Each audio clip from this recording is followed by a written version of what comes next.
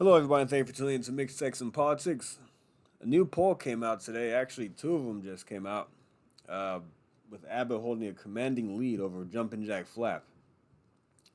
This new poll that came out from Emerson has Abbott up 52 to 42% in the Emerson College polling, the Hill survey, among likely voters. The same poll came out with Abbott ahead 50 to 42 last month.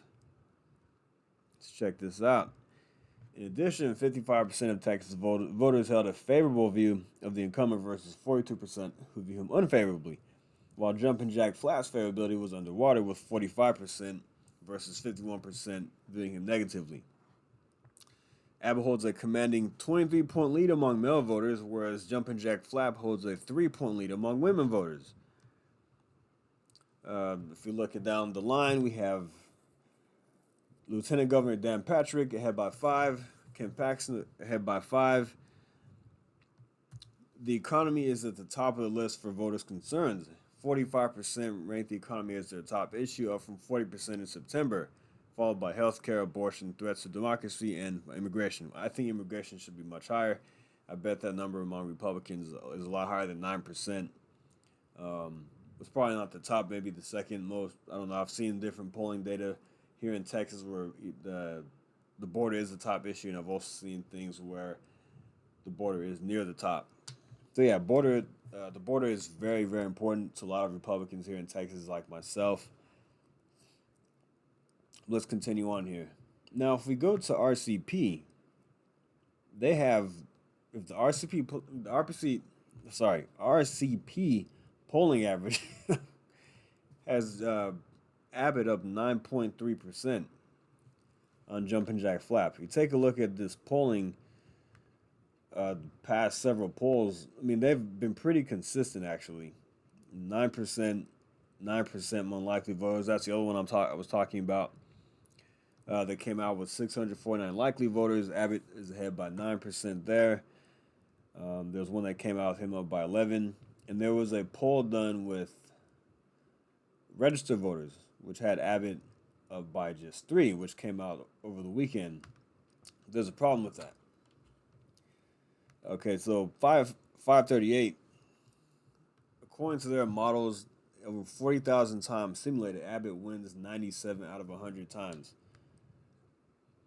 And it looks like the popular vote margin, based on these models, it looks like it could be a similar, according to this. I don't know what's going to happen on election day. Could be smaller, could be about the same. But it looks like the margin of victory is going to be about the same, according to this, as it was in 2018 when Abbott won against Lupe Valdez, 55.8% to 42.5%, over a million votes. This is the poll I was talking about. See, Jumpin' Jack Flap and liberals went nuts. When this poll came out and it had Abbott up 3 points, they were coming out on Twitter. Oh, look, we have a chance. We're closing the gap. It's now a toss-up. But every other poll that came out that showed Abbott up by 5, 6, 7, 8, 9, 10, 11 points over the past year, Jumpin' Jack Flap said about all the polls. He would say, "Well, we dismiss the polls. We dismiss those."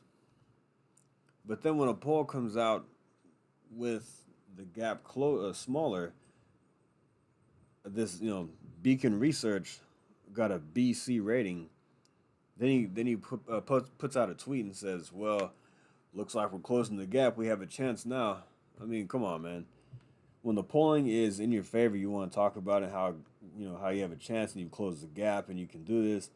But every other poll over the past year shows you getting beat. Every single poll. Then you want to dismiss it. This guy's a joke. All right. Race to the White House. Check this out. They have given Abbott an 86% chance of winning re-election, and put this race in the likely R column. And I believe it was lean R just last week, but with new polling data coming out, they've put this in the likely R column, with him winning by 8.3%, which is what I projected in the past. I've continued to say that he's going to win by about 8 to 10%.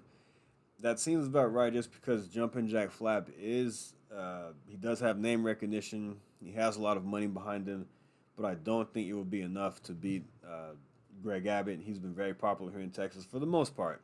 I'm not saying he's perfect, because I've had my issues with him in the past, but in the end, Texans are just going to vote with what's been working for them as far as the economy goes. Who's been making the border a center of attention, and they just don't trust Jumping Jack Flap as I don't. This guy has no hasn't done anything to prove himself. He's been a grifter. He's flip flopping on all kinds of issues. He's going to come for your guns, and he says he's not going to. He says he'll tear the wall down. This guy's a joke. He didn't even beat Ted Cruz when he raised $80 million in 2018. He outraised Ted Cruz, I think, by about $40 million. All right. I mean, this shows the same thing. This shows all these polls right here, and for some reason, Democrats are acting like these don't mean anything. I'm not saying the polling is everything, but when you have polling consistently showing somebody down 7, 8, 9, 10 points, I think you should stop calling it competitive and act like you have a chance. If it were within 3 points, 4 points every time, maybe, and if it was tied, maybe, but it just has not shown up in the polls.